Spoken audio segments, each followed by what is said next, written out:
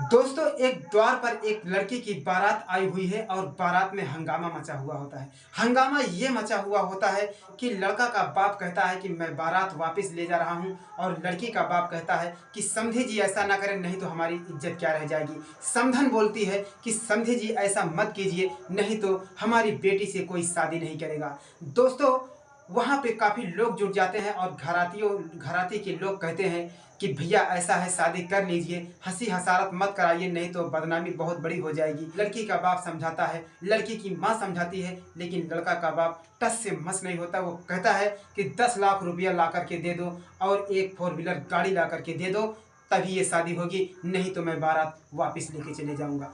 ऐसे में उसी रास्ते से एक सपेरा जा रहा होता है और सपेरे को बहुत ही ज़्यादा भूख लगी होती है। दोस्तों, सपेरा कहता है कि भैया यहाँ पे बारात आई हुई है क्या? लोग कहते हैं बारात आई हुई है, लेकिन एक ऐसा मंजर है, एक ऐसी परेशानी आ गई है कि जिससे ये बारात लौट जाने को है।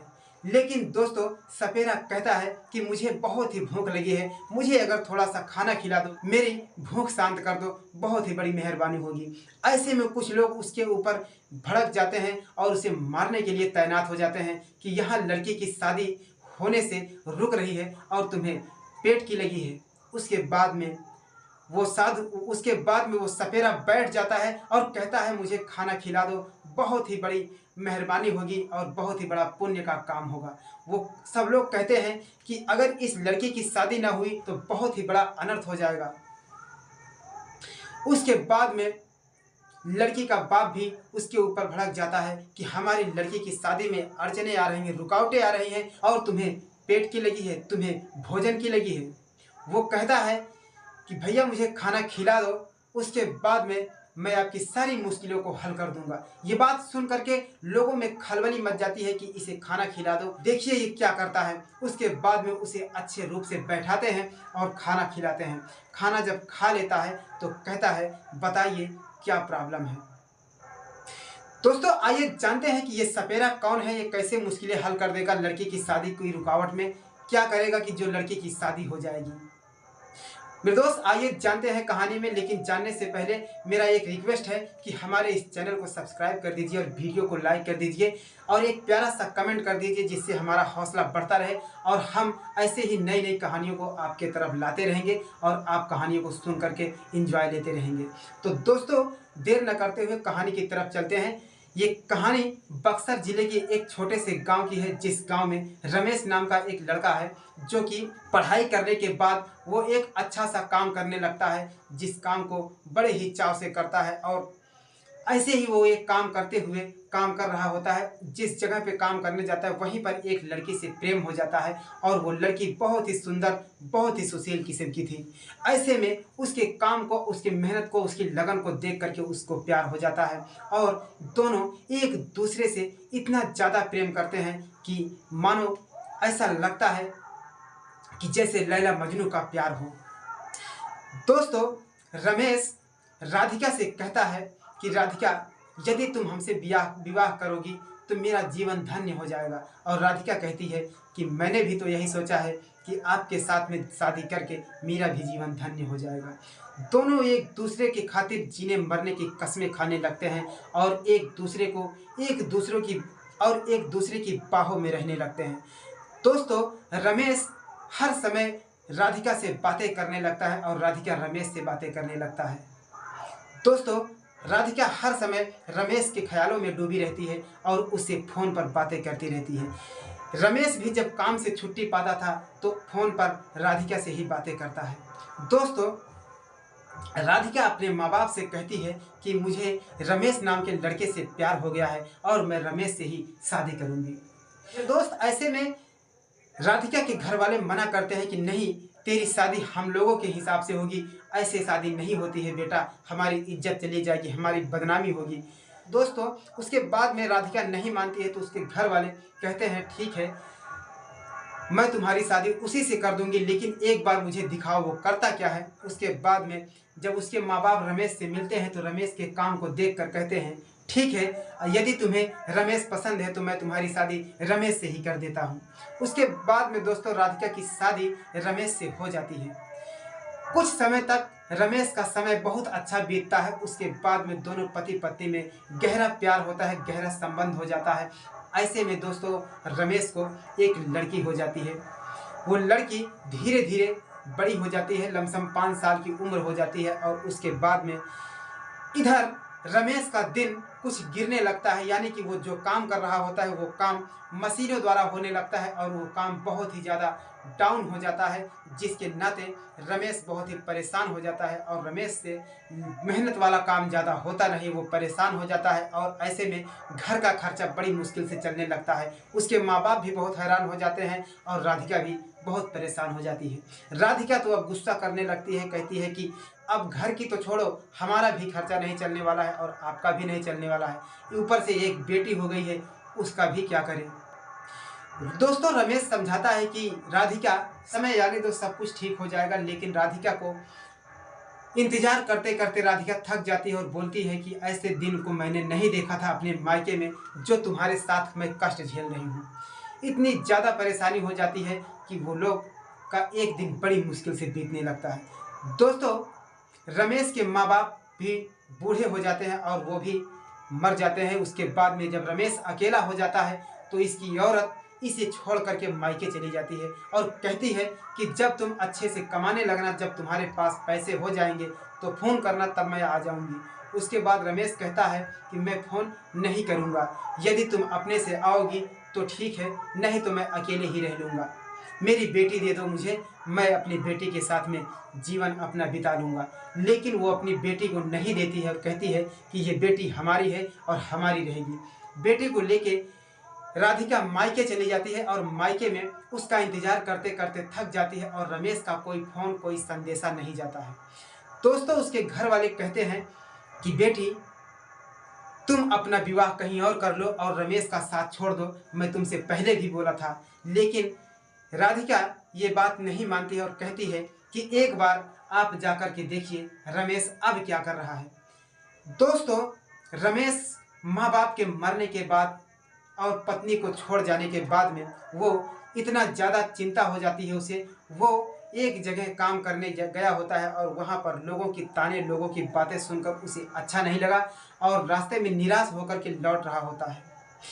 दोस्तों उसकी मुलाकात एक सपेरे से हो जाती है और वो सपेरा कहता है यदि तुम हमारे साथ हो जाओ तो हमारा रोजगार बढ़ने लगेगा और तुम भी पैसे कमाना और तुम भी आगे चल कर के एक बहुत बड़े नामवर सपेरा बन जाओगे। उसके बाद में तुम्हारा भी दुनिया में नाम हो जाएगा। दोस्तों उसके बाद में राधिका के घर वाले जब राधिका के ससुराल में जाते हैं तो वहाँ पर देखते हैं कि रमेश तो है ही नहीं। गाँव वाले से पूछते हैं तो कहते हैं कि रमेश न जाने कहाँ चला गया है और उसका कोई अता पता नहीं है।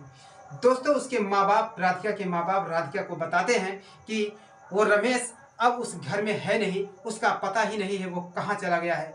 राधिका रोने लगती है और कहती है कि पिताजी अब मैं क्या करूँ, मेरी ज़िंदगी तो बेकार हो गई। उसके माँ बाप कहते हैं कि बेटी ज़िंदगी एक आदमी से नहीं बीतती है, तो यदि अभी तुम्हारी उम्र ही क्या है, हमारी मानो तो हमारे हिसाब से एक लड़के से तुम शादी कर लो और खुश रहो। दोस्तों उसके बाद में राधिका की शादी और राधिका से काफ़ी उम्र दराज के आदमी से हो जाती है, जिसके पास 5 बेटियां होती है, वो भी 3 की शादी होने लायक रहती है। दोस्तों ज़िंदगी बिताने के लिए राधिका उस शख्स से शादी कर लेती है और उस घर में रहने लगती है। दोस्तों 3-4 शादियाँ करने के बाद उस व्यक्ति के पास पैसे की बहुत बड़ी तंगी आ जाती है। ऐसे में जब राधिका की यानी कि रमेश की जो बेटी रहती है, जब वो शादी के लायक हो जाती है, दोस्तों राधिका अपनी बेटी की शादी के लिए एक अच्छा रिश्ता तलाश कर लेती है और शादी फिक्स हो जाती है। उसके बाद में जब द्वार पर बारात आती है तो बारात के ही दिन दूल्हे का बाप जो है भाव खाने लगता है और कहता है कि मैंने तुमसे बोला था 10 लाख रुपया और एक 4 व्हीलर गाड़ी चाहिए, उसके बाद में तभी ये विवाह होगा, नहीं तो मैं बारात वापस लेके चला जाऊंगा। दोस्तों लड़का भी यही कहता है और लड़के का भी यही जिद होता है। उसके बाद में काफ़ी हंगामा हो जाता है। हंगामा होने के बाद लोग भीड़ इकट्ठा कर लेते हैं और कहीं की लड़की का बाप कहता है कि समधी जी हमारी इज्जत क्या रह जाएगी। समधन भी बोलती है कि हमारी बेटी की शादी नहीं होगी, अगर ये बारात लौट जाएगी तो हमारी बेटी कुंवारी रह जाएगी और हमारी बेटी की शादी नहीं होगी। दोस्तों उसके बाद में उसी के बगल से एक सपेरा गुजर रहा होता है। सपेरे को बहुत ही ज़्यादा भूख लगी होती है। उसके बाद में वो कहता है कि यहीं पे बारात है और मैं इस बारात में खाना खा लूँगा तो मेरा भूख मिट जाएगा। और दोस्तों बारात के बीच में जाता है और लोगों से कहता है कि भैया ये बारात आई हुई है यहाँ पर क्या? तो लोग कहते हैं कि हाँ यहाँ बारात तो आई हुई है, लेकिन एक अड़चन बहुत लंबी खड़ी हो गई है। ऐसी ऐसी बात है, दहेज के खातिर लड़की की शादी रुकने को हो गई है। दोस्तों ये सपेरा कहता है कि भैया मुझे भूख लगी है, मुझे थोड़ा सा खाना खिला दो, उसके बाद में मैं चला जाऊंगा। सब लोग उसके ऊपर बिगड़ जाते हैं, गुस्सा करने लगते हैं कि लड़की की शादी की रुकावट हो रही है और तुम्हें खाने की पड़ी है। उसकी ज़िंदगी की बात है, उसकी ज़िंदगी बिगड़ रही है और तुम्हें भूख की लगी है। दोस्तों उसके बाद में सपेरा कहता है कि मुझे खाना खिला दो, नहीं तो मैं भूख से पागल हो जाऊंगा। उसके बाद में लड़की का बाप गुस्सा हो जाता है कि क्या मैं तुझे खाना खिलाने का ठेका लिया हूँ, निकल जाओ यहाँ से, नहीं तो बहुत बुरा हो जाएगा। उसके बाद में वो सपेरा लाख जिद करने पर भी नहीं जाता है और कहता है मुझे भरपेट भोजन करा दो, उसके बाद में मेरे से जो हो सकेगा मैं वादा करता हूँ मैं आपकी सारी मुश्किलों को हल कर दूंगा। दोस्तों यह सुन करके लोग परेशान हो जाते हैं और कहते हैं, लोगों में खलबली मच जाती है और कहते हैं कि इसे खाना खिला दो इसे खाना, इस सपेरे को, और देखते हैं कि ये क्या करता है। अगर नहीं करेगा तो फिर इसे बहुत ही ज़्यादा मार पड़ेगी। दोस्तों सपेरा खाना खा लेने के बाद उठता है और दोस्तों कहता है कि बताइए क्या मुश्किलें हैं, क्या परेशानियां हैं। दोस्तों उसके बाद में लड़की का बाप कहता है कि महाराज हमारी बेटी की शादी के लिए जो बात हुई थी उस बात से हमारे समधी जी उस रास्ते से कट रहे हैं, उस बात से अपने कट जा रहे हैं और कह रहे हैं कि 10 लाख रुपया और 4 व्हीलर गाड़ी चाहिए, तब ये शादी होगी, अन्यथा ये बारात लौट जाएगी। तो दोस्तों सपेरा कहता है बस इतनी सी बात, समधी जी को बुलाइए और मैं उनसे बात करता हूँ। जब लड़का का बाप आता है तो सपेरा कहता है कि आप शादी कीजिए, आपको सुबह सूरज निकलने से पहले पहले आपको 10 लाख रुपए और 4 व्हीलर गाड़ी तुम्हारे सामने खड़ी हो जाएगी। लेकिन दोस्तों ये बात वो मानने को तैयार नहीं कि एक सपेरा हमारी क्या मदद कर देगा, हमको क्या दहेज दे देगा ये सपेरा। लेकिन दोस्तों सपेरा कहता है कि मेरा पुण्य का काम ही है, मैं लोगों के घरों में जाता हूँ और सांप को निकाल के सांपों को बचाता हूँ, और जो बहुत ही ज़्यादा गरीब ब्राह्मण, जो बहुत ही ज़्यादा गरीब दुखिया होता है, मैं उसकी सहायता करता हूँ, उसकी मदद करता हूँ। दोस्तों ये सुन करके सारे लोगों में खलबली मच जाती है, सब लोग हैरान हो जाते हैं और अवाक हो जाते हैं। ऊपर वाले की लाठी में आवाज़ नहीं होती है। दोस्त जब ऐसा मंजर आता है तो कोई ना कोई भगवान का रूप लेके धरती पे आता है। तो सपेरा कहता है कि एक स्टाम्प कागज ले आओ, उस पर लिख दूंगा मैं और मैं यहीं पे बैठा रहूँगा, उसके बाद में मैं आपको इतना दहेज दे करके तभी इस घर से जाऊंगा, क्योंकि मैंने बेटी के दरवाजे पर खाना खाया है और इसकी ज़िंदगी बना दूंगा।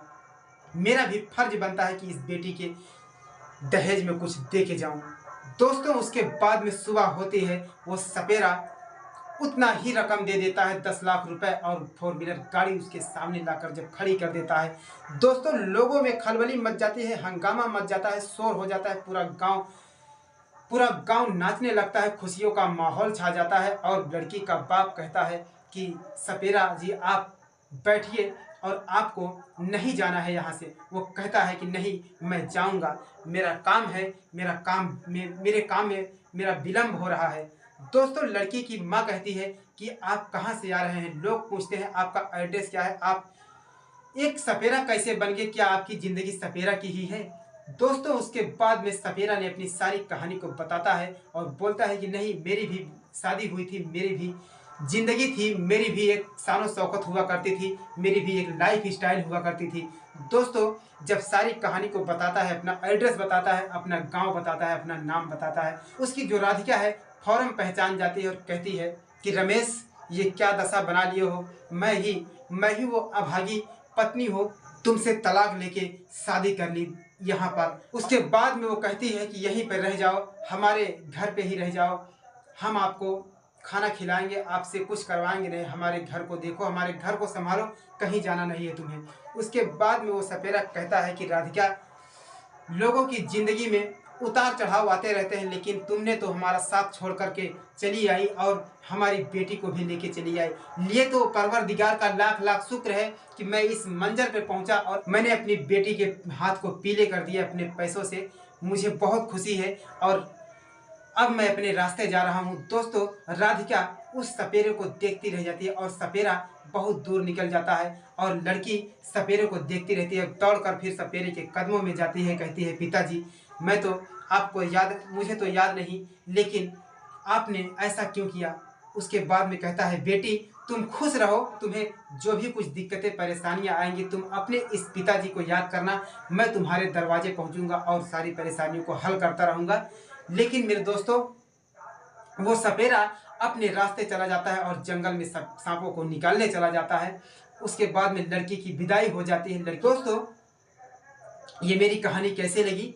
यदि अच्छी लगी हो तो हमारे इस चैनल को सब्सक्राइब कर लीजिए और वीडियो को लाइक कर दीजिए, जिससे हमारा हौसला बढ़ता रहे। और एक प्यारा सा कमेंट करके हमें ज़रूर बताना मेरे दोस्त की कहानी कैसी लगी। लेकिन दोस्तों, तब तक के लिए सागर को दीजिए इजाज़त। मिलते हैं फिर किसी नेक्स्ट वीडियो में। तब तक के लिए नमस्कार।